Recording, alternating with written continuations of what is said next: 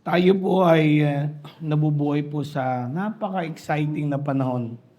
Pinapakinggan ko ho yung isa hong komentaryo ho sa eksperto po ng geopolitics. Ang sabi niya, nakakagulat ho yung nangyayari ngayon kasi yung tatlong superpowers ho, tatlo, Amerika, Russia, at saka China. Yung Russia nakikipagdigma na sa Ukraine. Yung Amerika nakikipagdigma na sa Middle East. Di ba? Kaya nakikita ho natin yung digmaan ngayon sa Middle East. Ngayon po ay tataas na naman ang gasolina. No, dahil gusto na namang paabutin ng mahigit $100 ang kada barilis ho. Imagine niyo more than $100.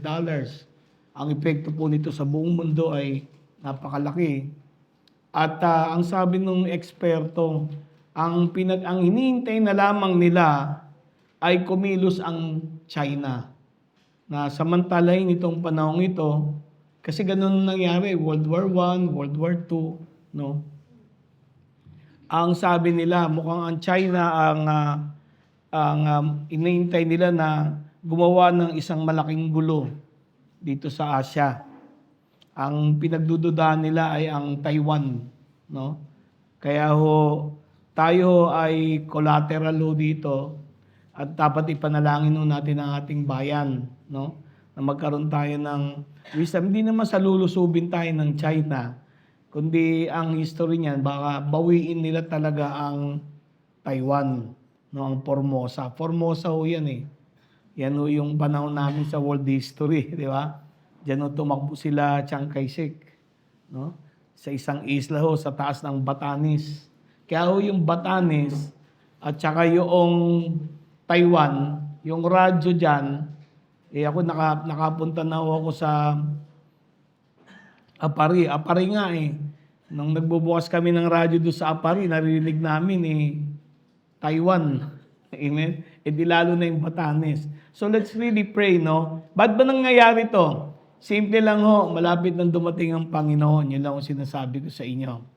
Itong digmaan na ito na nangyayari sa buong mundo, sa lahat ng dako ay larawan ng digmaang espiritual na nagaganap ngayon sa buhay ng maraming mga tao. Hindi lang mga Kristiyano, kundi mga tao sa buong mundo.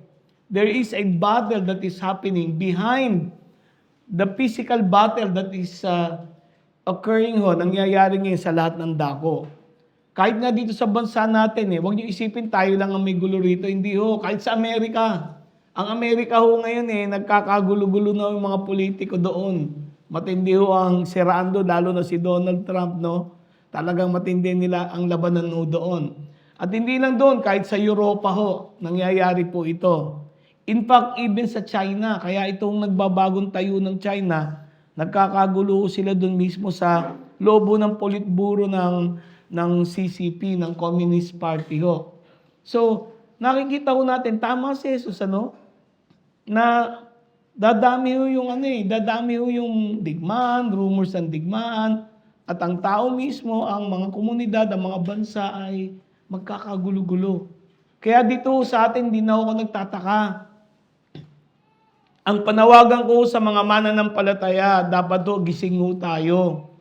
Wag tayong padadala. Kaya ginugol ko itong 3 pag-aaral na ito, 3 linggo na ito, para daling sa inyo isang katotohanan. Una, malapit nang dumating ang Panginoon. Pangalawa, meron pakikipagdigmaan na nagaganap para sa kaluluwa at kaligtasan ng bawat isang Pilipino dito sa atin. Kaya tayo mga kapatid, dapat maging alerto tayo. Tungkulin ko na paalalahanan kayo kasi ayoko managot sa Panginoon. Diba? Sabi ng Panginoon, kung sabi niya, sinugo niya yung mga taga-bantay, yung mga watchmen na kapag sinabi ng Panginoon, mamamatay yung mga taong yun at hindi pinaalalahanan ng mga watchmen niya, yung dugo ng mga taong yun ay hahanapin sa kamay ng mga tinawag niya. So meron tayong tungkulin. Mga kapatid, Ewan ko ho kung aaminin nyo ho, there is a battle going on even sa buhay natin. Kahit sa mga Kristiyano, there is a battle going on. Kaya kailangan no, tayo'y maging mapagmasid. Sabi ng Panginoon, be watchful. Be watchful. Yun po ang akin nung panawagan, kaya ginugol ko itong 3 linggo na ito. So, ngayon po'y nasa huling yugto tayo nitong spiritual warfare na ito. At alam ko ho, sana ho kahit na napakinggan nyo na dito, total naka-record naman nito, reviewin po ninyo, pag-aralan po ninyo. Kasi for all we know, we are all facing a spiritual battle na tumitindi ng tumitindi habang malapit at papalapit ang pagbabalik ng ating Panginoon. Amen? Nakapanood nga ako ng isang rabbi, hindi Kristiyano, Hudyo, na guro. At sinasabi nila, naghahanda na sila sa pagbabalik ng Mesiyas, sa pagdating, actually hindi pagbabalik pagdating ng Mesiyas. So ibig sabihin dito, napakalaki ng tsansa na ito na yung Antikristo na lilinlang sa maraming mga tao sa buong mundo. In fact, itong technology ay matindi na ho. Ewan ko kung napapanood niyo, patindi ng patindi ho ang technology ho. In fact, dito sa Pilipinas, pinaplano ho nila na dahil nangangamba sila sa Taiwan na baka kunin ng China, lumilipat na ho sila sa Pilipinas dito. Yun yung narinig ninyong Pax Silica. No? Yun yung gawaan ng mga AI chips, no? Na gusto nilang ilipat sa Pilipinas kasi aalis na sila sa Taiwan. At ang Pilipinas ngayon ang gagawing gawaan, magkakaroon ng napakalaking pabrika ho dyan sa may Pampanga. Sa Pampanga ho ilalagay. No? At ang mga minerals ho kasi natin, ang Pilipinas, mayaman ho tayo sa minerals. Yan ho yung mga rare earth, meron ho ang Pilipinas. Kaya gusto nilang dalhin dito Kasi hindi na sila mag-aangkat. Ano nyo ba ang Taiwan? Yung ginagawa nilang mga microchip, ang mga materialis nung galing din sa Pilipinas. Alam nyo ba yun? Kaya ngayon, hindi na i-export. Dito na kukunin, dito na rin gagawin. At yung gagawin mo sa Clark, yun o yung technology ho ng gagamitin ng Antikristo. Amen? Napanood ko nga yung mga technologies ho ng India. No? Yung quantum computing ho, meron ng breakthrough ngayon sa India. 3 expert nakita nila yung sistema ng quantum computer. Ito yung supercomputers Nagawa ho ng 3 Bombay. At ngayon nagtatayo sila sa India ng ganun gagayahin nila at maaaring lagpasan pa nila yung super intelligent computers na ginagawa ho sa Amerika. Kaya tayo, ako wag niyong iisipin, puro Bible lang binabasa ko, hindi Nagbabasa ako ng nangyayari sa paligid natin. Hindi nga lang ako nagpapasila, nagpapatrapo sa mga pananakot, pagkukondisyon ng mundong ito. Amen? Kaya dapat ang isipan natin laging malinaw. Amen? This is a battle of our salvation. Laban ito ng kaligtasan natin. Yung tinatawag natin final destiny natin ng bawat isa. Amen? Kaya ngayon ito ay 3 yugto. Gusto kong talakayan na mismo yung armor of God. Armor of God. Na madalas ay nami-misunderstand ng marami sa atin. Amen? So ano ba itong armor of God na ito? Okay. Bibigyan ko lang kayo ng paalala sa mga napag-usapan natin. Ang gusto ko lang pagdiinan sa inyo mga kapatid, una ang spiritual battle ay hindi laban ng church at ng diablo, hindi The spiritual warfare is a one-on-one battle. Ano po ibig ko sabihin? Kahit miyembro tayo ng isang napakagaling na gawain o church, ang spiritual battle hindi po ito laban ng pastor para sa kanyang mga miyembro o para sa mga kasama doon sa ano. Hindi. Ang spiritual battle po, ikaw mismo at ang kaaway. Huwag niyo itong kakalimutan. Yung labanan, no, hindi labanan to ng maramihan. Although, binigyan tayo ng Panginoon ng pamamaraan para matulungan ang bawat isa. Pero ang laban talaga, ikaw. Ikaw at ang dyablo. Ikaw at ang kaaway. At ang kalaban natin, mga kapatid, ay isang organisadong grupo. Hindi ho ito. Huwag niyo sabihin si Satanas mag-isa lang. Hindi. Meron siyang mga hierarchy, may principalities, may powers, may rulers of darkness, may spiritual wickedness in high places. Kasama na dyan yung mga demons na ngayon ay naglipa na sa ating kapaligiran. Nakita niyo, di ba? Sa news lang ho, nakakalungkot. Isang araw na nakikinig ako sa news. Yung unang napakinggan ko, yung anak, pinatay yung tatay. Ilang minuto pa, yung news naman, baliktad. Yung tatay, pinatay naman yung anak. Mga kapatid, sabi ko yung tao ngayon, parang napakatatapang. Napaka mainitin ng ulo, di ba? Nawawala na ho yung relasyon ng magulang sa anak, kapatid sa kapatid. Amen po? Kaibigan sa kaibigan, yung kapwa-tao ho parang nawawala. Napapansin niyo, tama naman sinabi ng Bible eh. Sa huling panahon, magiging mahirap ang ating kalagayan dahil ang tao ay magiging makasarili. Amen? Mga kapatid, organisado po ito. Itong mga espiritong naglipa ng ito, tinatarget ang mga mananampalataya. Bakit kabrad yung mga hindi mananampalataya? Yung mga hindi mananampalataya, mini-maintain na lang nila yon. Hinuhook up nila, kumbaga, na-addict na lang doon sa takbo ng sistema ng mundo. Pero ang tinatarget to talaga ay mga mananampalataya. Natutunan natin na ang pakikipagdigma pala, ang unang-unang importante, maging malakas tayo. Tama? At hindi tayo magiging malakas sa ating sariling kakayahan.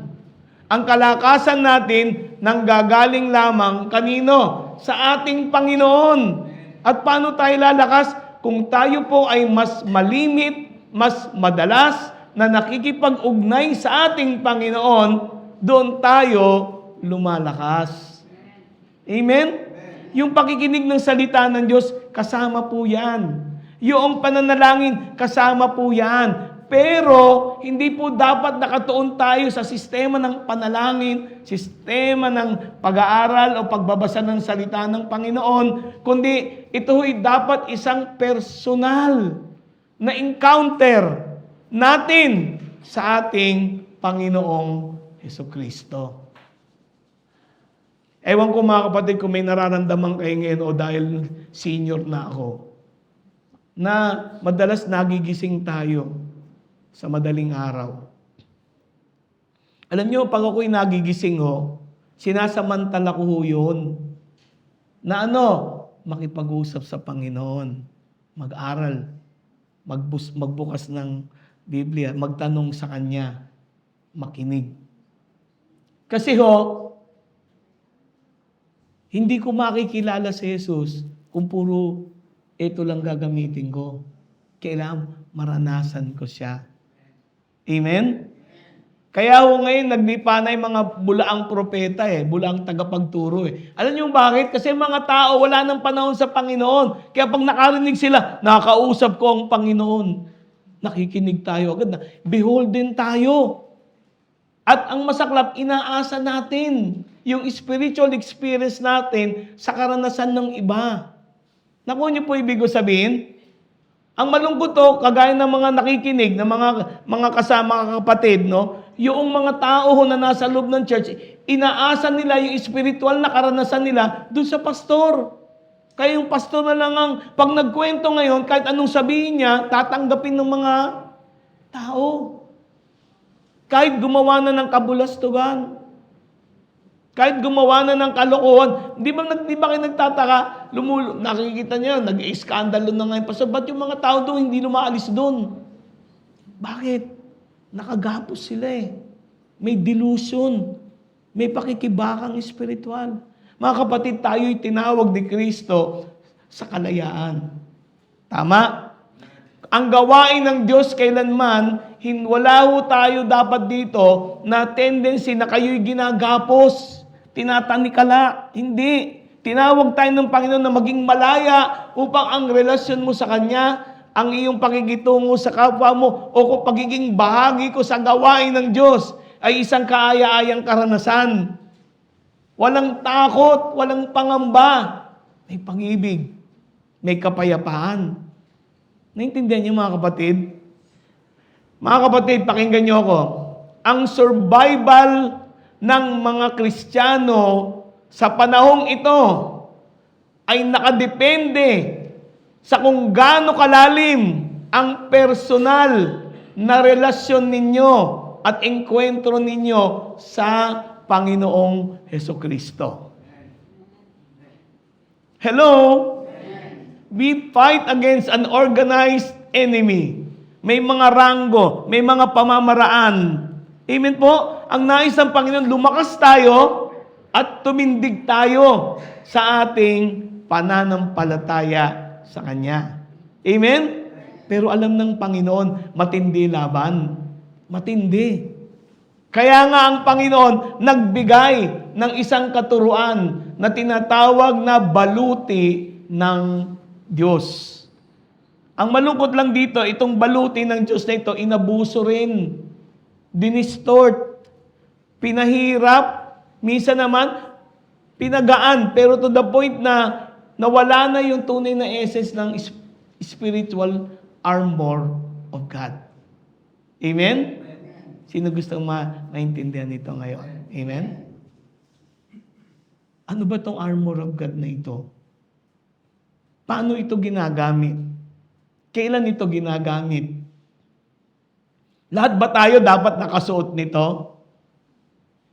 Amen? Bakit ito binigay ng Panginoon? Amen? Bakit ito binigay ng Panginoon? Sige, tatanungin ko kayo bago tayo mag-usap. Bakit binigay ng Panginoon ang armor of God?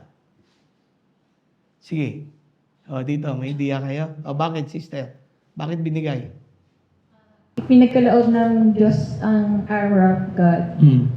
Kasi may mga pagkakataon na pag dumating yung pagsubok, lalo na yung mga ginagawa ni Taning, mapaglabanan natin.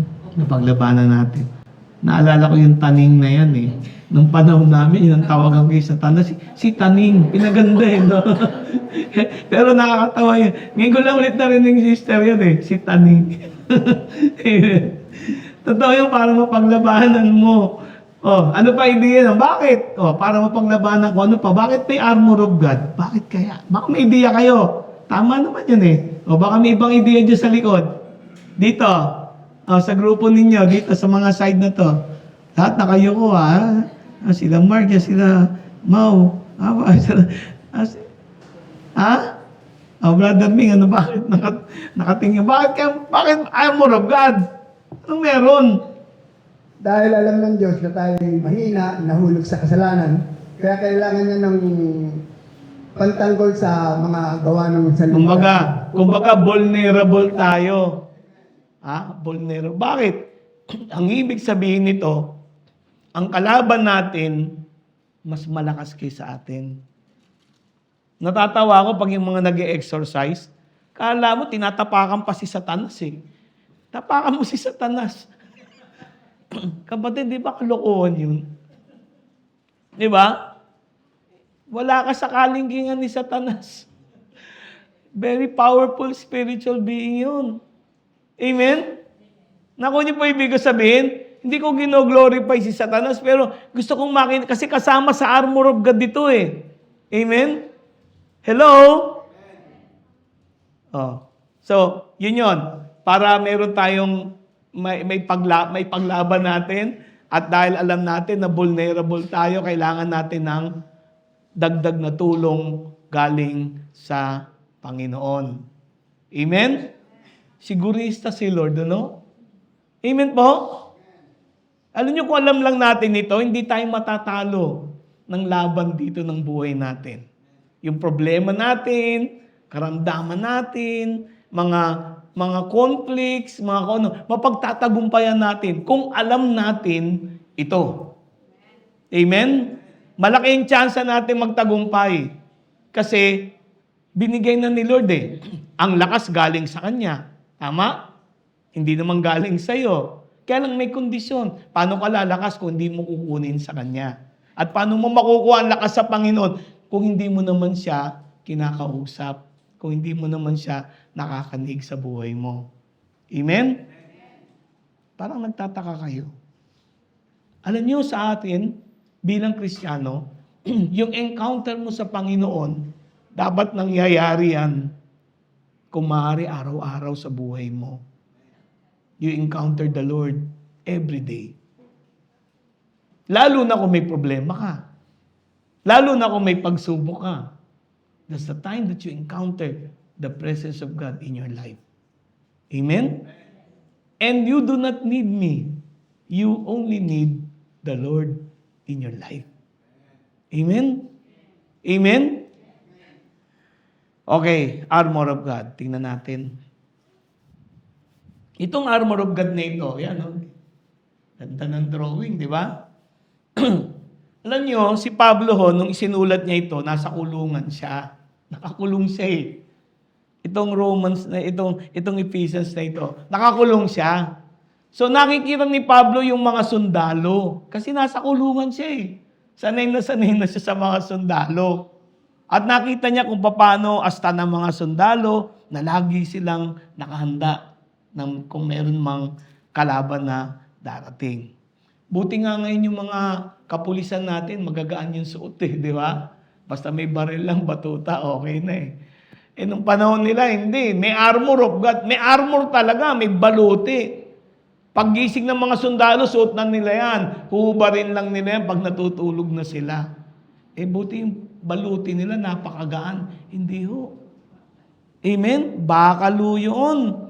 Amen? So binigay ito ni Pablo bilang analogy. Tandaan nyo ha, ito ay analogy lamang. Hindi po ito literal. Kasi may nakikita, may nagturo eh. Yung armor of God, pag gising mo pa lang, imagine mo, sinusuot mo yung helmet. Di ba kalukuhan? Sinusuot ko ngayon ang helmet of salvation. Ang breastplate of righteousness. Ganun ba yung armor of God? Hindi ho.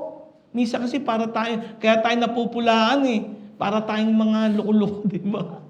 Parang sasabihin mo, Brad, sinusuot ko yung armor of God, may shield of faith ako. Kapatid, it is an analogy of a spiritual truth.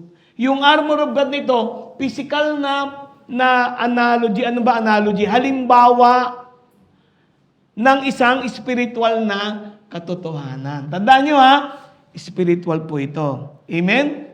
Amen? Ang armor of God ay isang spiritual na baluti para sa isang spiritual na kalaban. Isang baluting hindi nakikita para sa isang kalaban na hindi rin natin nakikita. Amen? So kung ang kalaban mo si Satanas, hindi mo nakikita, ano yung panlalaban mo? Kukuha ka ng taga? Kukuha ka ng palakol? Papanain mo ba yan?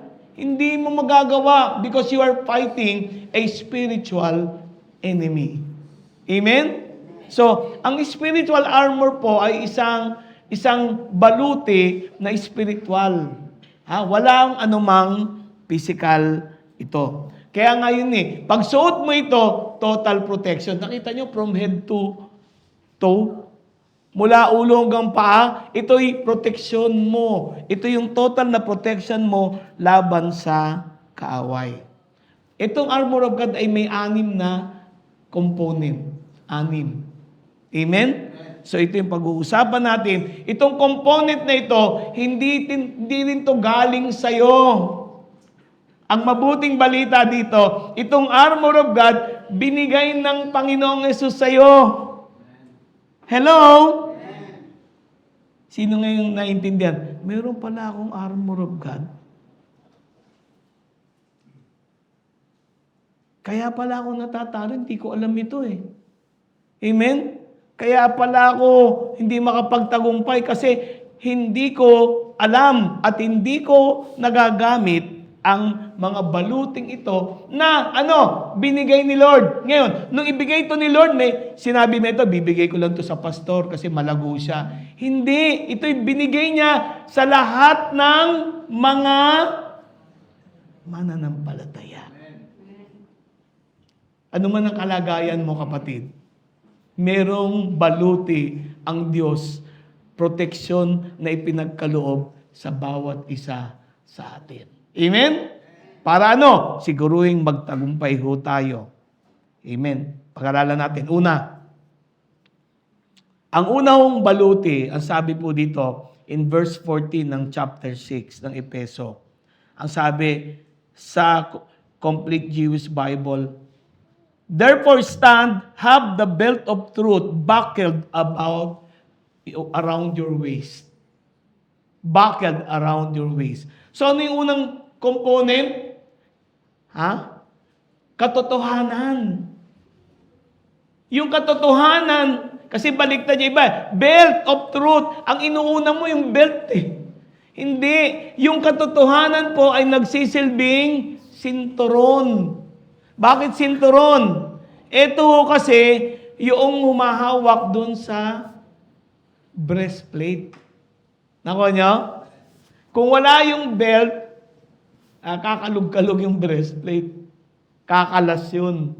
Kaya kahit nakasukbit sa kanya yon, yun ay binabalutan niya. Hindi kasi uso nun yung yung belt ng mga katulad nito Meron silang belt na uri, parang yung leather belt, ang kakapal nun. Nung panahon namin, nauso yung mga sinturon na makapal Yung mga kabataan hindi na inabutan. Sino nakaabot doon? Yung mga sinturon na makakapal? Kahit lalaki. Kaya nga yung mga pantalon namin, ang lalaki ng sinturero Amen? Ang kakapal, bakit? Para sigurado, hindi lalaulaw. Di ba? Amen po?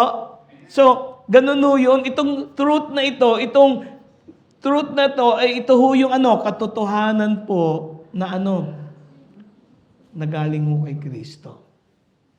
Ano po simple nito? Kapatid, sa'yo, yung katotohanan daw, isinturon mo. Isinturon mo. Anong dating nito sa'yo bilang Kristiyano? Yung katotohanan, gawin mong sinturon ng buhay mo. Anong dating nito? Naku, tahimik na tahimik kayo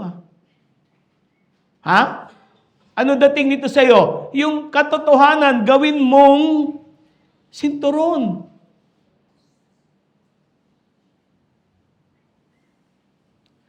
Hello? Naku, tumahimik.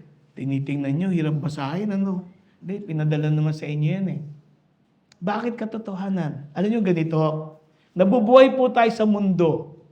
Itong mundong ito ay nag-create ng ilusyon.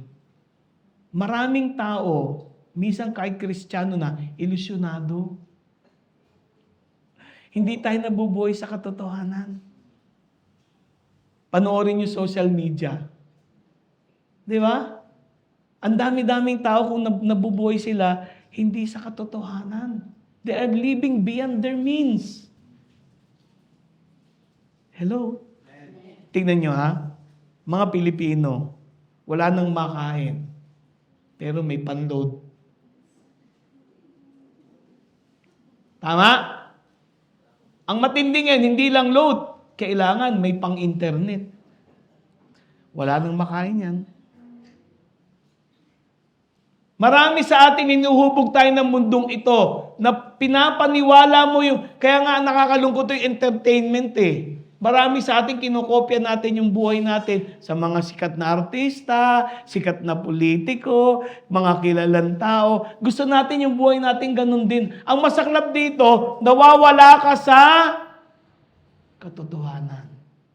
You're living in a dream. Mga kapatid, sabi po ng Panginoon, you will know the truth and the truth shall set you free. Yung katotohanan po, nanggagaling mo sa Diyos yan Si Kristo nga ang katotohanan I am the way, the truth, and the life. Yung mga turo ni Kristo, hindi ba niyo napapansin, ang mga turo ni Kristo ay napaka-practical kung paano ka mamuhay, paano mo tratuhin ang kapwa mo. Di ba ang salita ng Diyos napaka-practical eh. Hello? Tingnan niyo yung aklat ng mga kawikaan. Di ba? Simpleng-simple. Gayahin niyo yung mga langgam. Walang leader yan, pero nagkakaisa. Wala silang bukid, pero nakakaipon sila ng pagkain sa panahon ng magandang panahon. Go to the ants. Ano pinapakita dito? Ang gusto ng Panginoon, tayo'y nabubuhay dito sa mundo, ang batayan ng buhay ko, kapatid, ay katotohanan.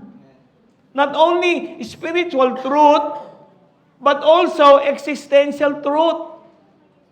Halimbawa, yung buhay mo, ganyan ka, anong meron ka, pagsikapan mo.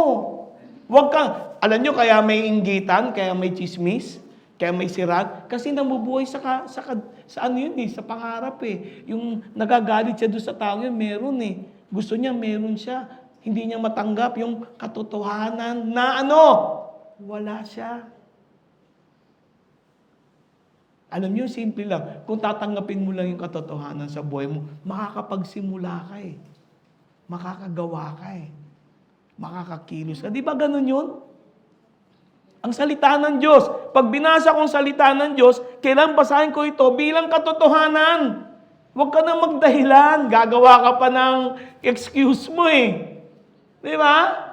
Gina-justify mo pa eh. Sinabi na nga eh. Ano nyo kaya nagkakaproblema sa church eh? Kahit sa pulpito. Gusto natin, yung tinuturo natin, yung natutuwa yung mga kapatid.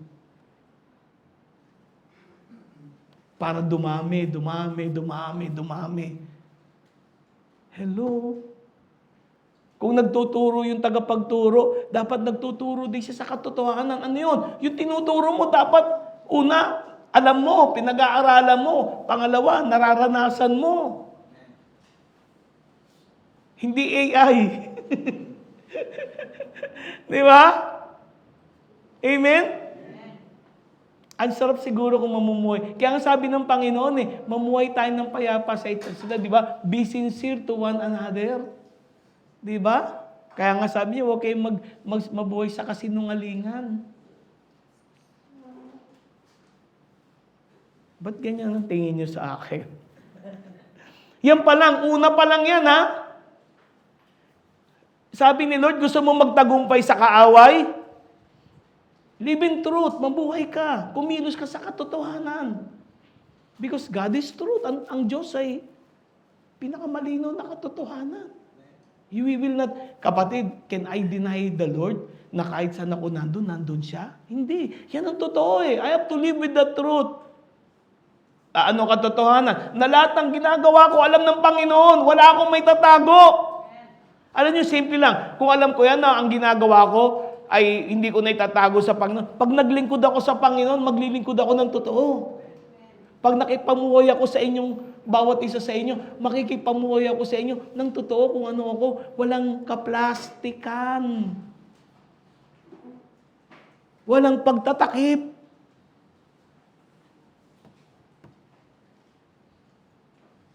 Hello?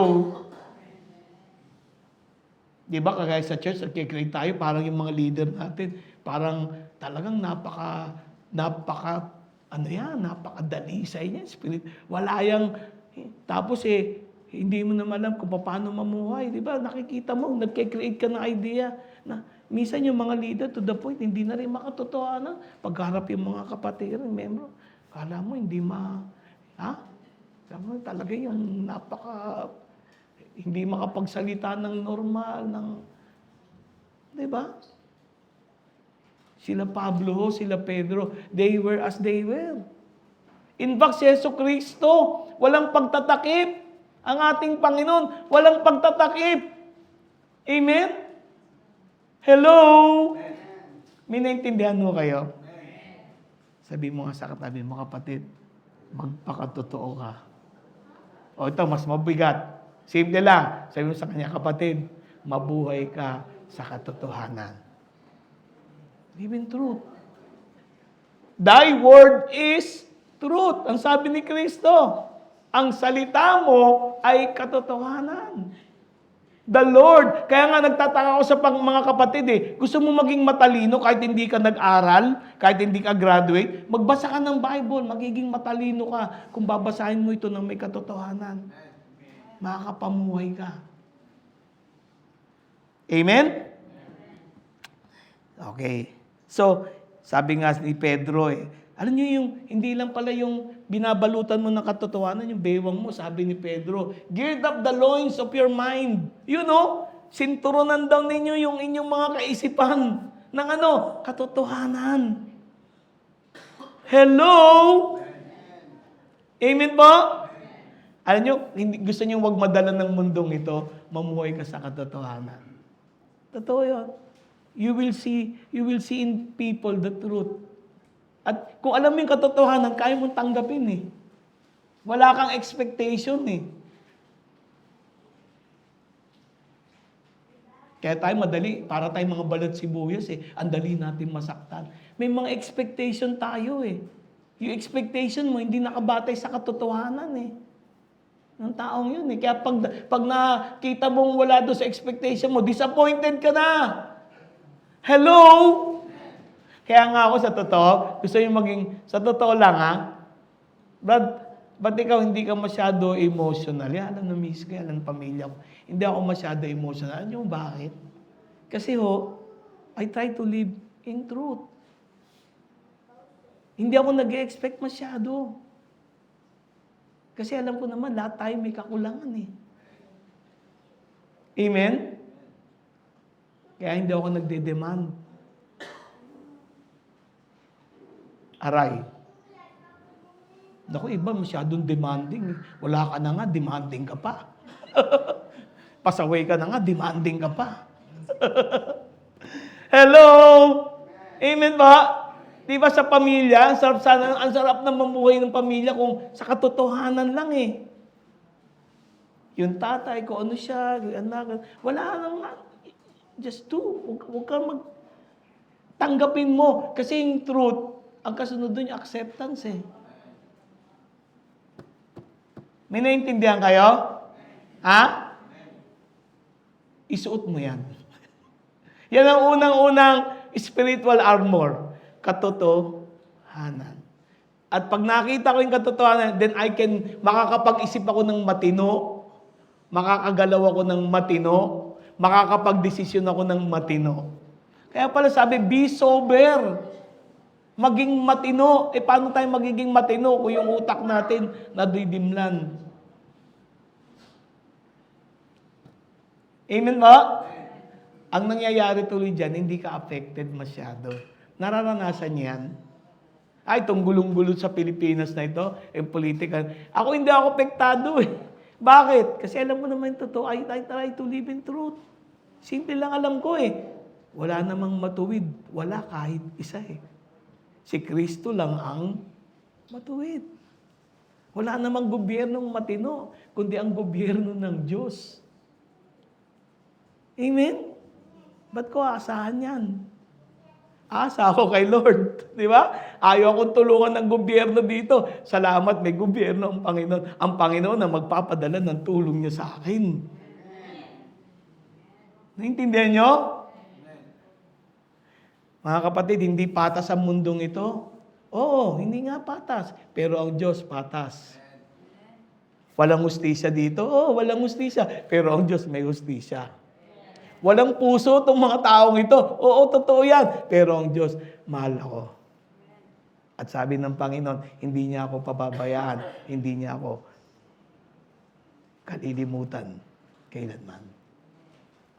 Truth. Suot mo ba? Ha? Araw-araw dapat suot mo, no? Kaya lalo yung mga nagninegosyo, nagtatrabaho, tanggapin nyo na yun. Live in truth. Yung amo ko sama-sama, yun ang truth Siyempre, gustong kumita Ang gagawin ko na lang yung pinakamagandang nakagawa ko. Masama yung taong yan eh. Alam niyo yung kapatid, kahit masama yung taong yan, kung ikaw marunong ka, mabuti ka, yung taong yan, kahit kaaway niya lahat, ikaw gustong-gusto niyan. Kung Kristiyano ka at nabubuhay ka sa katotohanan. Teka lang, may kaaway ka ba? Hello? Totoo yan mga kapatid. Kasi nagtrabaho din ako, huwag niyo isiping nagtrabaho. Hindi ako, nagtrabaho ako, yung trabaho ko napakahirap. Kung ako lang may sakit sa puso, baka matagal na ako inatake. Pero nagpasalamat ako sa Panginoon. Nilagay ako ng Lord doon, tumibay yung dibdib ko. Tumibay yung puso ko. At doon ko nakita kahit pala sabihin mo, unfair, ganito, ganyan, kaya mong makapamoy ng matagumpay. At sasabihin ko sa inyo, iaangat ka ng Panginoon. Amen? Sino gusto maintindihan to? Hello? Amen? Pangalawa. Okay, sinturon. Sinturon. Ano yung sinisinturonan? Breastplate, tawag doon. Yung breastplate na suot, ano yon? Ang analogy nito ay katuwiran. Yung pagiging matuwid. Yung pagiging matuwid po ay isang proteksyon pala ng Diyos. Bakit? Brad, wala namang matuwid, wala kahit isa. Totoo yun. Kaya nga ang Panginoon, sinuotan na lang niya tayo ng katuwiran niya. Hindi yung magiging matuwid mo, kundi si Kristo, yung pagiging matuwid niya, yun ang dahilan. Yun ang motivation ng bawat isa sa atin. Para ano? Para po tayo makapamuhay ng maayos. Hindi nga, may kakulangan tayo lahat. Sino nagsasabi niyan? Tama? Pero kapatid, alam mo ba? Ako, Brad, nagtataka ako. Bakit kahit anong palpak ko, hindi ako pinapabayaan ni Lord? Ano yung bakit? Dahil nga doon sa baluti na yan eh. Yung righteousness na ibinigay ng Panginoon sa iyo. Itong righteousness na ito, hindi galing sa iyo. Yung pagiging matuwid, hindi galing sa iyo. Ito yung katuwiran ni Kristo na ibinigay sa iyo dahil nanampalataya ka sa Kanya. Kaya nga sino dito nagpe-pray? Nagpe-pray ka? Sinasagot ka ni Lord? Minsan kakapray mo pa lang, pumalpak ka na naman. Pero sinasagot ka ni Lord. Ano yung bakit? Alang-alang sa katuwiran ni Kristo na inimpute sa atin. Ang tawag po dito imputed eh. Credit sa'yo. Yung ginawa ni Kristo, credit sa'yo. Para ano? Para ikaw ay makalapit sa Ama. Para ikaw ay makatanggap ng biyaya niya. Para ikaw ay magkaroon ng proteksyon niya sa mundong ito. Kaya nga sabi ni Kristo tapat ang Panginoon kung ikaw ay nagkasala. Tapat siya na ikaw ay patawarin. Why? Bakit ako pinapatawad? Siguro masasagot ngayon yung tanong nyo. Ba't ako tinatanggap pa rin ni Lord? Ano yung bakit? Because of that righteousness that Jesus Christ has given you. Minsan naiiya nga ako Sa totoo lang. Bakit? Naiiya ako Palpak na nga ako, pero eto, pinagpapala pa rin ako ni Lord. Why? Dahil sa ginawa niya alang-alang sa atin. Hindi mo ba mamahalin ng ganitong Panginoon? Hindi ka ba maglilingkod sa Panginoon na katulad dito? Alam niyo itong righteousness na ito ay protection ng Panginoon. Para makapamuhay ka. Para makapagsikap ka na maging matuwid din. Naku niyo po, para ikaw ay makakilos para magpakabuti. Kaya ako nagpapakabuti kasi sa totoo lang, binigay niya sa akin yung katuwiran yung pagiging matuwid Gusto kong tapatan yun Gusto kong maabot yun, kaya nagsisikap akong mabuhay ng maayos. Why? Because binigay niya sa akin yun At yung binigay niya sa akin yun ang dahilan kaya ako tatanggapin ng Ama sa langit. Kaya hindi ako tatanggap ng kaparusahan. Kaya meron akong kapatawaran. Kaya meron akong biyaya at pagpapala galing sa Panginoon. Itong righteousness sa ito, kapatid, ay regalo ng Panginoon sa iyo. At nais ng Panginoon, isuot mo ito bilang protection mo. Ano man ang gawin ng dyablo, magkasala ka, pumalpak ka, ha? Lalayo ka sa Kanya, hindi. Lalapit ako sa Panginoon. Bakit? Kasi itong righteousness na ito ay binigay ni Lord sa akin. Amen? At hindi, kasi papasok sa isipan mo eh. Ha? Pumalpak ka, wala ka na, galit na si Lord sa'yo. Hindi mo maiisip na galit ang Diyos sa'yo. Bakit? Kasi binigay nga niya, namatay nga siya para sa'yo. Sabi nga, He made Christ who knew no sin to be sin on our behalf. Ginawa daw si Kristo na walang kasalanan para maging kasalanan alang-alang sa atin. Upang tayo daw ay maging katwiran ng Diyos. Maging katanggap-tanggap sa Panginoon, maging acceptable sa Kanya, ilagay tayo sa isang relasyon na hindi na tayo alipin, hindi na tayo kalaban, tayo itinuring na mga anak niya. Na anumang oras ay makakalapit tayo sa ating Panginoon. Kapatid, isuot mo yan. Huwag mong kakalimutan yan. Bumalpak ka man, sasabihin mo, Lord, salamat na lang.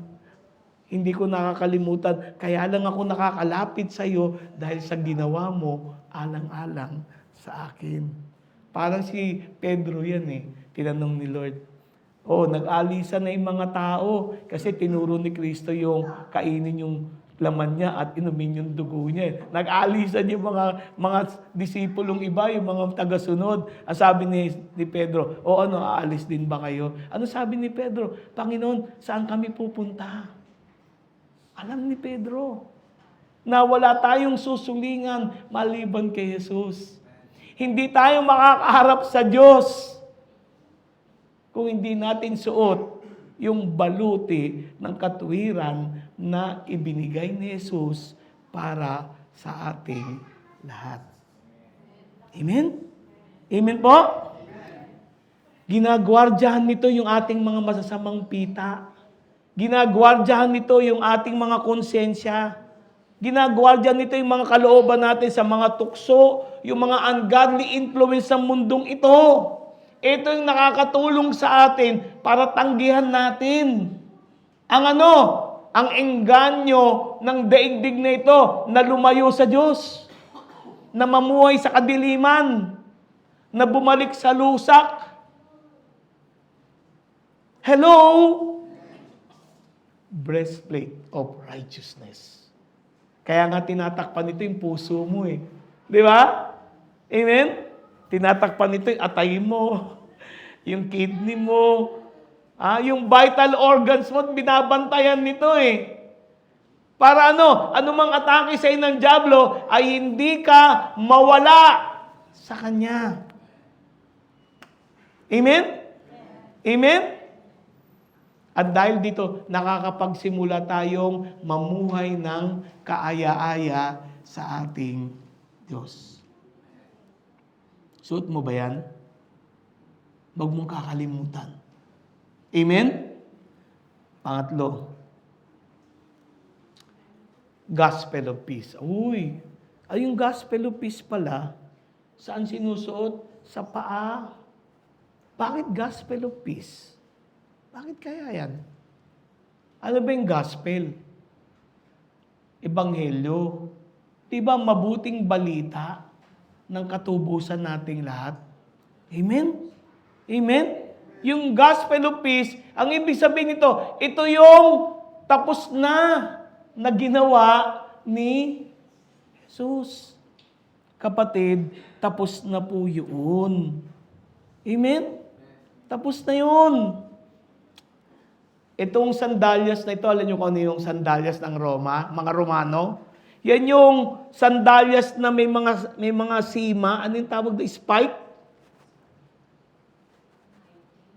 Yung para kahit lumakad sila doon sa lupa, kumakapit yung paa nila, kahit umaakyat sila sa terrain, hindi sila basta nadadaos-os pababa. Nakakalakad sila ng dire, matibay yung puting nila. Yan yung sandals na binabanggit ni Pablo. Amen? At ano yun? Yung ebanghelyo po ni Kristo, pakinggan nyo to ha, yung mabuting balita po ay isang matibay yung tindigan natin. Stability ito. Ano ibig ko sabihin? Kapatid, kahit anong mangyari, hindi ako pababayaan ng Panginoon. Kasi tapos na yung ginawa niya 2,000 taon, tinubos na niya ako. Hindi siya paulit-ulit, taon-taon na mamatay. At yung ebanghelyo, tapos na. Nasentensya na ang kaway. Naideklara na ng Panginoon, yung kapatawaran para sa bawat isa sa atin. Kapatid, ito yung pundasyon ng katotohanan. Ano yun? Pag ako'y humarap sa pagdududa, yung doubt, pag ako'y humarap sa kalituhan, pag ako'y humarap sa mga pagsubok, sa mga problema, yung mabuting balita na ito ang aking tungtungan para ako manatili sa Panginoon. Hello? Meron nga ako isang kantang gospel song na na-open ako Totoo, gospel music. Alam na misis ko yan Yung na-offend ako. Bakit gospel music na-open ka, Brother Harry? Kasi yung kanta, parang ang sinasabi niya na hawakan mo ko, Kristo. Bakit kailan ka ba binatawan ng Panginoon? Di ba? Tayo lang naman yung bumibitaw sa Kanya Nilatag na niya yung mabuting balita na yung ginawa niya ay final na. Amen? Kapatid, ligtas ka na Hindi ka nasesentensyahan ng kaparusahan. Sino dito nagdududa? Kung mamatay tayo lahat ngayon, sino dito nagdududa na makakaharap niya ang Panginoon? O sino nakakatiyak na anuman siyang oras kunin ng Panginoon, aharap siya kay Kristo. Makakarating siya sa tahanan na inihanda ng Panginoon para sa Kanya. Nakakatiyak ka? Dapat. Kasi kung may duda ka, sabi ng Panginoon, isuot mo sa paa mo yan. Kahit saan ka mapunta. Tandaan mo, tapos na. Ginawa na ni Kristo lahat para sa'yo. Ito yung mabuting balita. Amen? Amen po? Sabi nila, hindi brad yan, dapat daw yan, isuot mo para ikaw mag-preach ng gospel. Pwede rin naman. Pero hindi naman lahat kaya mag-preach ng gospel Ang punto lang doon, kahit saan ka magpunta, dalhin mo yung mabuting balita na yan. Sa mga mahal mo sa buhay, sa mga kapitbahay mo, katrabaho mo, kanegosyo mo. Makita nila sa iyo yung katatagan ng ng ginawa ng ating Panginoong Jesus. Kaya nga hindi ka madadala sa mga hidwang relihiyon Hindi ka madadala sa kulto. Kasi malinaw sa iyo yung ginawa ng Panginoon. Hello? Mga kapatid, we are to stand firm on this foundation of truth. The gospel of peace. Nasa pa ako. Kahit saan ako mapunta, hindi ako madadaos-os. May sima yung sandalyas ko. Hindi yan basta-basta matitinag. Bakit? Kasi yan yung ginawa ni Kristo para sa ating lahat. Ang mabuting balita ng kaligtasan ng ating Panginoon ay nakatanim sa aking puso, nakatanim sa aking isipan. Amen? Amen? Pangapat. Ayun. Yan, alam natin. Faith, pananampalataya. Ano bang silbi ng pananampalataya sa buhay natin? Ano bang silbi ng pananampalataya sa buhay natin? Sabi ni Pablo, ang pananampalataya ay parang panangga. Shield. Panangga. Bakit? Panangga.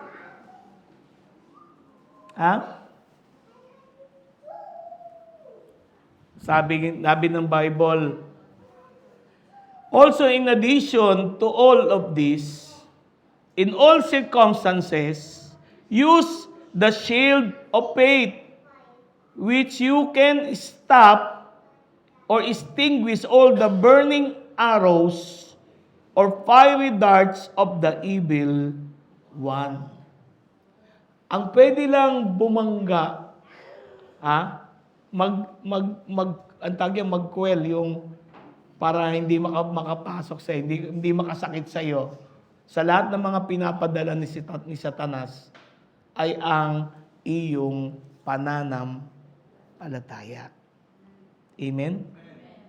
Okay, tatanungin ko kayo, ano tong faith na ito? If I will ask you, ano tong faith na ito? Ito'y nag-ooperate sa buhay mo. Kapag inaatake ka ng kaaway, yung pananampalataya ay nagsisilbing panangga.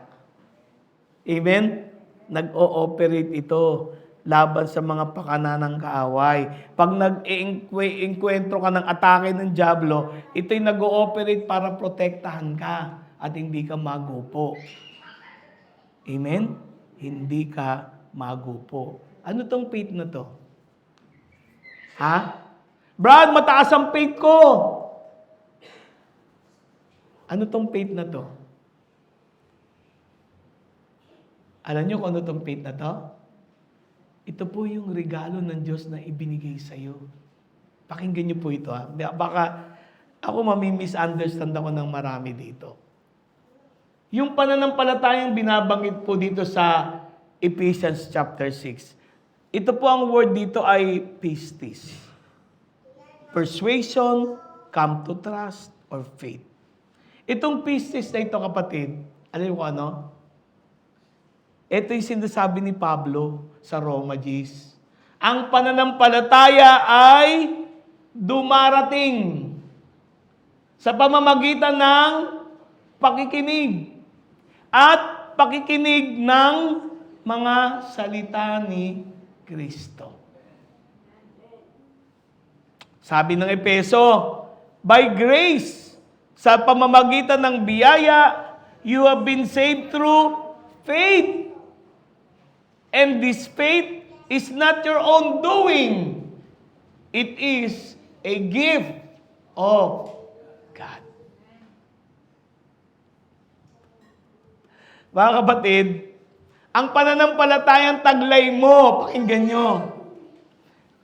Ang pananampalatayang taglay ng bawat isa sa atin ay ipinagkaloob ng Diyos sa iyo nung kusang loob na lumapit ka sa Kanya at isuko mo ang buhay mo. Binigyan ka ng Panginoon ng pananampalataya. So, hindi ito galing sa sarili ko. Kaya nga sabi ni Pablo in Romans 12, sabi, but to think with sober judgment, matinong paghuhusga, each according to the measure of faith that God has assigned. Kaya ko ito kinukwento, kapatid, hindi, palalakasin ko yung pananampalataya ko. Kapatid, in the first place, hindi mo pananampalataya yan. Yang pananampalatayang nararanasan mo sa puso mo ay regalo sa iyo ng Diyos. Para ano? Madama mo siya. Para maranasan mo siya. Dahil kusang loob na sumuko ka sa Kanya. Kusang loob na nagpakumbaba ka sa Kanya. Yung free will mo, ginamit mo para lumapit sa Panginoon. At dahil dito, binigyan kanya ng pananampalataya para lalo pang maranasan mo ang ating Panginoon. Amen? Amen? Kaya pala sabi ni Pablo, I am crucified with Christ, nevertheless I live. Yet not I, but Christ lives in me. Ito na. And the life that I now live in the flesh. Ang sabi ni Pablo, I live by the faith of the Son of God who loved me and gave Himself for me. Yung pananampalataya nasa puso mo, galing kay Lord yan eh. Bahagi ng Panginoon, binigay niya sa iyo. Kaya nga yung pananampalataya niya, napakalakas niyan. Kaya nga kung meron ka ekang pananampalatayang kasing laki lamang ng butil ng mustasa, pwede mo sabihin sa bundok na yan, matapong ka sa dagat. Susunod. Why? Because that faith does not come from you. It comes from God. Amen? Pinagyayaman lang natin bilang mananampalataya. Pero yung binhi na yan, galing sa Panginoon. Ay nako, hindi lang alam ng mga Kristiyano yung pananampalatayang taglay nyo. Kaya niya utusan ng bundok ng problema na umalis.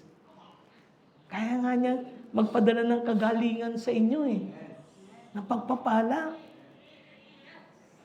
Hello? May naintindihan kayo? Kasi maraming nalilito dito. Brad, ang lakas ng faith mo. Hindi ho. Malago lang yung aking pananampalataya. Pero itong pananampalataya nag-ooperate sa puso ko, na kaya kong maniwala kahit imposible, magiging posible. Kasi yung pananampalatayang yan, galing sa aking Panginoon. Binigay niya sa akin. At yung pananampalataya na yan, ang ginagamit ko laban sa atake ng kaaway. May naintindihan kayo? Sinong nalalapuan pa dyan? Kaya hindi ako pwedeng magmalaki. Hindi ko pwedeng ipaghambog yun. No, it is only a gift of God. For by grace you are saved through faith. And this is not your own doing. Ano yung this? Yung faith na yun. Kaya ang totoo doon, lahat galing sa Panginoon Ang laki ng utang na loob ko kay Lord. Kaya ako nandito ngayon. Wala akong pwedeng ipagmalaki. Lahat galing sa Kanya. Kung ano man yung tinatamasa kong biyaya ngayon, lahat ito galing sa Kanya. Bakit? Kasi yung faith na yun na nag-ooperate, galing sa Kanya Sino pa may mga panalangin, may mga hinihingi sa Panginoon? Naniniwala kayo may mangyayaring maganda. Kasi nga yung pananampalatayang nag-ooperate sa'yo ay galing kay Jesus. Hindi mo ba mamahalin si Lord kung alam mo ito? Hello? Amen? Amen? Number 5. Ayan. Ito, controversial to.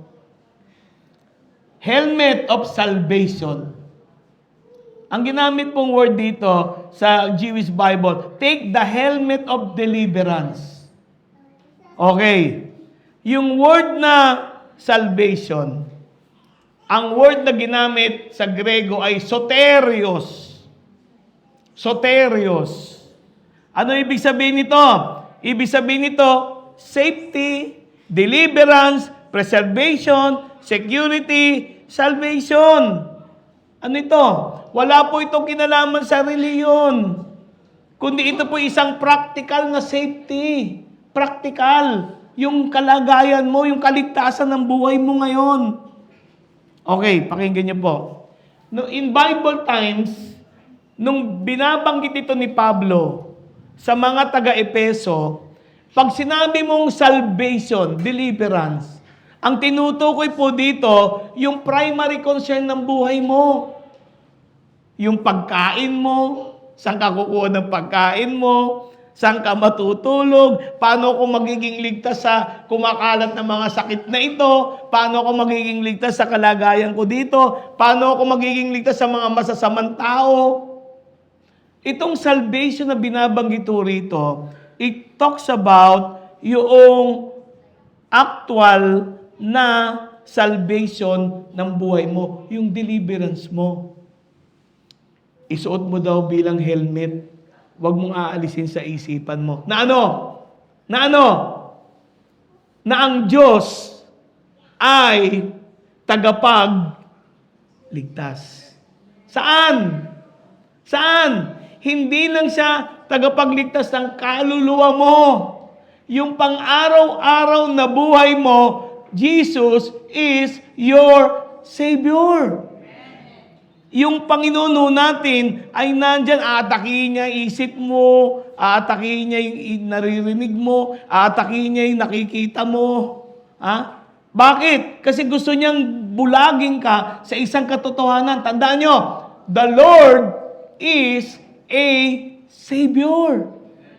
Kung wala kang pera, magpapadala siya ng pera. Kung walang tutulong sa'yo, ang Diyos ang tutulong sa'yo. Kahit ibon, gagamitin niya. Kung namimiligro ang buhay mo, ang Panginoon ang magpoprotekta sa'yo. Habang ako'y nandito sa buhay na ito, habang ako'y nandito sa mundong ito, ang ibig sabihin to kapatid, protektado ako ng Panginoon. Sa lahat ng pagkakataon, ililigtas ako ng Diyos hanggang hindi ko pa oras. Hanggang hindi ko pa panahon. Ninaintindihan kayo? Kasi nakakalimutan natin Nag-aalala tayo, nagiging aligaga tayo. Nagwo-worry tayo kasi hindi mo na itanim sa isipan mo na suot mo dapat yan isang katotohanan na ito. Na ang aking Panginoon ay aking tagapagligtas. Kaya nga sinabi ni Haring David. Ano yung ginawa ni David? Pinaganda niya ito Ano sabi ni Haring David? Ang Panginoon ang aking pastol.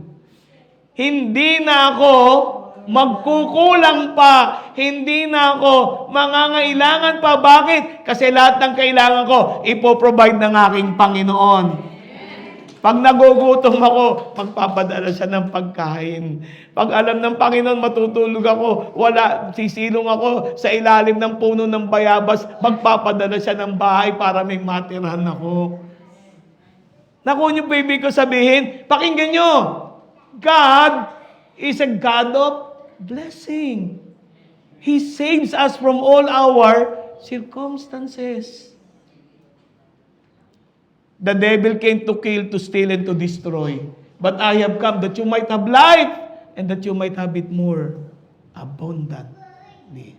Kaya nga ako nakakatulog ng mapayapa. Alam niyo bakit? Kasi alam ko, kahit may problema ako, kapatid, kasi alam ko, magpapadala ang Diyos ng solusyon. Why? Because sa isipan ko, nakatanim na yan, ang aking Panginoon ay aking tagapagligtas. Niligtas nga niya ang kaluluwa ko Anong mahirap para iligtas niya ako sa aking buhay ngayon? Naintindihan niyo? Hello? Sino ngayon parang kumukulo yung puso niya? Sino ngayon may mga problema kayo? May mga suliranin kayo? Kapatid, si Kristo nandiyan para iligtas kayo sa lahat ng problema nyo. Sa lahat ng suliranin nyo. Sa lahat ng pangangailangan nyo. Huwag kayong tumingin sa laman. Dito nangyayari kasi sinabi ng Bible sumpain ng taong umaasa sa kapwa-tao. Huwag kang umasa sa tao. Umasa ka sa iyong Panginoon. Amen? Sino ngayon excited? Naramdaman nyo? May parating na blessing ang Panginoon? Nakaupo kayo dyan, nalulungkot kayo. Meron akong problem. Kapatid, nakakalimutan mo ang totoo. Savior siya. Hindi ka niya pababayaan. Hindi ka niya iiwanan kailanman. Akala mo kasi sasamahan ka lang ni Lord? Sabi ng Bible, meron tayong isang punong saserdote na nakakaunawa ng ating mga dinadaanan at nararamdaman. Amen? Amen? Panghuli, ito lang ang offensive na weapon. Yung 5, defensive. Yung isa lang ang offensive. Ano yun? Salita ng Diyos. Word of God. Yung Word of God na ginamit dito, hindi logos. Ang ginamit na Word of God yan, rema. Ano ibig sabihin? Yung akmang salita ng Diyos sa panahon na kailangan mo. Pag may problema ka ba, nagbabasa ka ng Bible? Dapat. Ano yung bakit? Bakit? Yun yung Word of God na espada ng Espiritu. Ako pag may problema ako, mas masipag ako magbasa ng Bible. Kasi hinahanap ko yung salita ng Diyos na alam ko, mangungusap ang Diyos sa akin na tugma sa aking pangangailangan. 8,000 mga pangako ang naisulat sa Biblia. Lahat ng pangangailangan mo, isa dun yung pangako at salita ng Diyos. Amen? Ang Holy Spirit po, kaya nagbabasa kayo ng Bible, tapos parang nangungusap sa inyo. Yun yung Holy Spirit. Kasi ang espada ng Holy Spirit ay salita ng Diyos. Alam mo yun? Hindi damdamin, hindi nangangatog, hindi giniginaw. Hindi ko ano-ano ang espada ng banal na Espiritu ay salita ng Diyos. Kung alam mo lang paano gamitin ito, kapatid, hindi kaya ng diablo tagalan nito. Amen? Kaya sabi nga ng Panginoon tingnan nyo Hebrews 4:12, the Word of God is living and active. Ang salita ng Diyos ay buhay at mabisa. Nakuha nyo? Huwag niyong mamatayin yung mga Biblia ninyo. Ang nakasulat dyan, buhay at mabisa. Magkabila ang talim. Ang tawag dyan sa mga Romano, yung espada nila, makaira. Yung makaira, nakita yung mga Romano, ang sundalo nila hindi mahaba. Di ba yung mga Muslim, mga haba na espada Ang hirap, iwas-iwas. Ang mga Romano, espada nila maiksi lang. Pero ang problema nila, yung espada ng mga Romano, magkabila ang talim. Kaya kahit anong wasiwas, may tama ka. Hindi yan yung kutsilyo na ginagamit natin sa kusina. Isang bahagi lang, isang side lang ang talim. Ito yung magkabila. Ibig sabihin effective ito, maiksi ito. Alam nyo kaya nga, yung makaira maiksi Yung salita ng Diyos, may mga pangako ang Diyos sa Biblia na tugma sa pangangailangan mo. At yun ang ginagamit ng banal na Espiritu laban sa sitwasyon mo. Sasabihin mo ng may pananampalataya yung salita ng Diyos at yung salita ng Diyos ang tulad po ng espadang susugat sa kaaway. Kaya pala si Kristo tinukso sa ilang. 40 days and 40 nights si Kristo tinukso. Paano niya sinagot si Satanas? Paano sinagot ang devil? Ang ginamit ni Kristo, lahat ay salita ng Diyos. Ano sabi ni Kristo? Nasusulat. Di ba? Ganun lang. Hello? Sabi ng diablo, wala ka ng provision. Nagbasa ako ng Bible. Sabi, nasusulat, my God will provide all of my needs according to His overflowing riches in glory by Christ. Ano nangyari dun sa problema ko? Natalo na agad. Kasi yung salita ng Diyos mag-ooperate. Bakit? Isaiah 55:11. Pakinggan nyo to. Isaiah 55:11. So shall my word be that goes forth out of my mouth. Ganito mangyayari, ang mga salita kong lumalabas sa aking bibig, hindi ito babalik sa akin nang walang kabuluhan. Kung saan ko ito padala, magbubunga ito. Sasagana ito. Kapatid, hindi mo ba alam pag nagbabasa ka ng Bible, lalo't may problema ka? At nangusap sa iyo ang banal na Espiritu, yung pangako ng Diyos, hindi babalik sa Kanya na hindi mangyayari sa iyo. Ang bilis nun. Sinasabi mo pa lang, narinig pa lang ng Panginoon, hindi babalik sa Kanya yon nang walang kabuluhan. Binabanggit ko pa lang, nag-ooperate na yon. May nangyayari na. Sino naintindihan to ngayon? Excited ba kayo? Amen? Pasensya na kayo, kaya minamadali ko. Bakit? Ito yung panghuli. Okay, armor of God. Suot ko to. Helmet, panangga, sinturon, breastplate, sandals. Tanong, paano ko to gagamitin? At kailan ko to ginagamit? Kailan? Ang digmaan ang spiritual battle, katulad ng unang panahon, merong venue.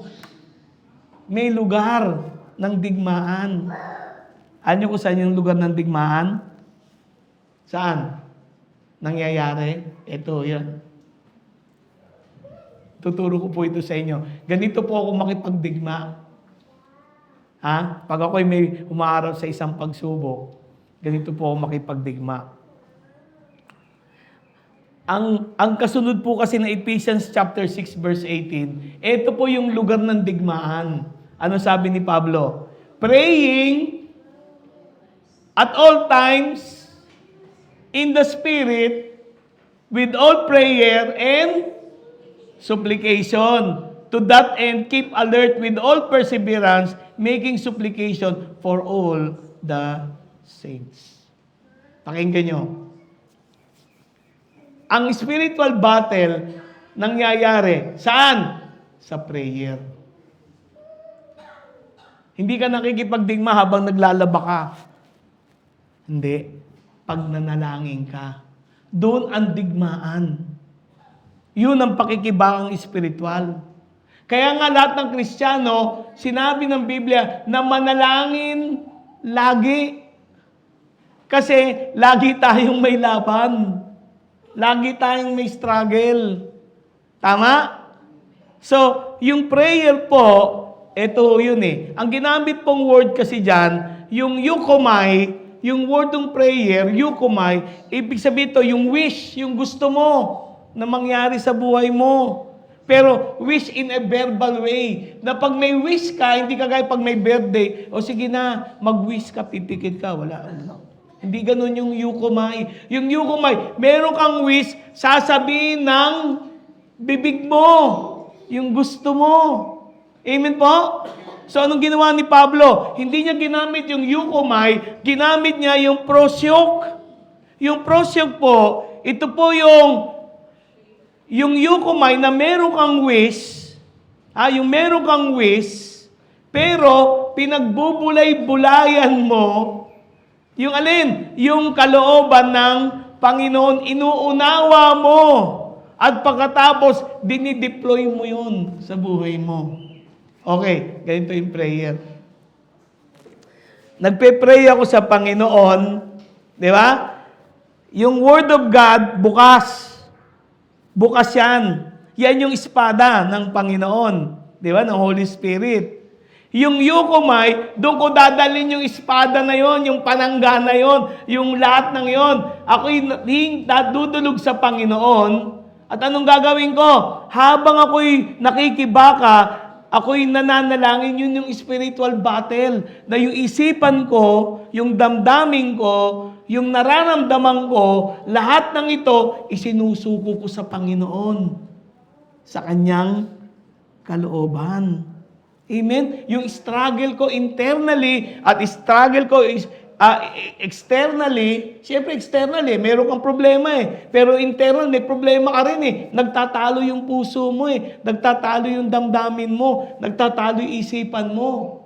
So, ang gagawin ko dito, yung prosyok na to, ako'y nananalangin at nagdidesisyon ako na ano? Nagdidesisyon ako na magpasakop sa Diyos. At doon ko gagamitin ang salita ng Diyos. Pakinggan nyo, pinubay dito ng Panginoon. Para ano? Para masecure. Masecure. Ang alin? Na lahat ng kailangan mo ay matatanggap mo. Na yung laban na yan, ang dulo niyan ay yung biyaya ng Diyos. Bakit? Nakalagay sa Hebreo 4:14 hanggang 16. Ang gusto ko lang basahin sa inyo yung 16. Kaya, huwag tayong mag-atubili na ano? Na lumapit saan? Sa trono ng mahabaging Diyos upang makamtan natin ang ano? Habag. Habag. Kasi minsan yung problema natin, tayo rin ang pasimuno nun eh. Habag. At ano? Pagpapala na tutulong sa atin sa panahon ng ating pangangailangan. Yun ang spiritual battle. Pakinggan nyo. Ang sabi ni Lord kay Satanas, yung anak ko makikipagdigma sa iyo, hindi diyan sa bundok ng makiling, hindi diyan sa sa lugar na yan. Ang aking anak makikipagdigma sa iyo dito mismo sa presensya ko. Bakit? Para matiyak ng Panginoon na hindi tayo matatalo. Para matiyak ng Panginoon, pakarating sa atin yung tulong na kailangan natin sa oras ng pangangailangan. May naintindihan kayo mga kapatid? Ha? Payagan mo ang banal na Espiritu. Praying in the Spirit. Huwag na yung puro damdamin mo, isipan mo. Kundi hayaan mo ang banal na Espiritu, tulungan ka. Maging aware ka na kasama mo ang Panginoon. Kasama mo ang banal na Espiritu. Andun ka sa presensya niya. Yun ang pakikipagdigma. Amen? According to the biblical truth na nire-reveal ng banal na kasulatan. Ito po ang spiritual warfare. Sana may naintindihan tayo ngayong maga. Sino pa may mga pangangailangan sa Panginoon? Nakipagdigma ka na ba? Ha? Huwag kang magdalawang isip lumapit sa Diyos. Huwag. Unahin mo ang Panginoon. Lumapit ka sa Kanya. Dalhin mo ang salita ng Panginoon. Isuot mo ang baluti ng Diyos sa buhay mo. Taglay mo yan. At sasabihin ko sa iyo, pagtayo mo sa panalangin mo, may magandang mangyayari. May mabuting mangyayari sa iyo. Because sinabi na ng Lord, let us enter the throne of God, throne of grace, with boldness. Di ba? Upang makasumpong tayo ng tulong, ng biyaya, ng pagpapala na kailangan natin. Sana ngayong umaga po, alam nyo, ito kung aking tinuturo ay naka-record. Pag-aralan ninyo, masterin ninyo. Hindi dahil turo ko to, hindi. Turo po ito ng Panginoong Hesus. Turo ito sa pamamagitan ng kanyang mga alagad, ng mga apostol niya, para po sa ating lahat. So the next time na may problema ka, sino lalapitan mo? Ang Panginoon. Ang Diyos po natin. Amen? Sana po ngayong umaga may natutunan tayo. Amen? Sino po ngayon naniniwala na yung problema niya ay tapos na? That something good is going to happen. Amen? At something good will continue to happen in your lives. Huwag ko kayong maniniwala hanggang dyan lang ang buhay niyo. Hindi. Aangat kayo ng Panginoon. God will raise you up as you kneel before Him. Amen?